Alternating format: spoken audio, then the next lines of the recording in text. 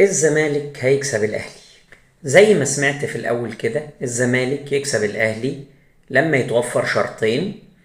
تعال نشوف ايه هم. الشرط الاولاني انه يكون التحكيم اجنبي. الشرط التاني انه كولر يخاف ويعمل زي ما عمل في ماتش الدور الاولاني من الدوري، وان باسيرو يكون جريء وبرضه يلعب بتحفظ تحت الكورة، بس يجري شوية على المرتدات.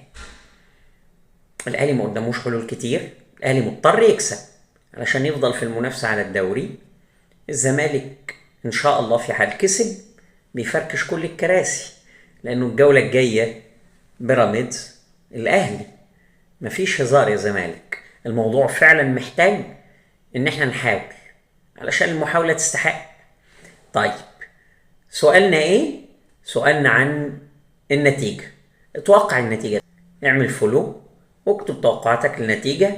هتكسب 200 جنيه بس. ان شاء الله الزمالك يفوز. طبعا معروف ان انا زملكاوي وبقدم لك رأي غير محايد في موضوع قد يكون بالنسبة لك مش ذي قيمة. اشوفكم على الف خير.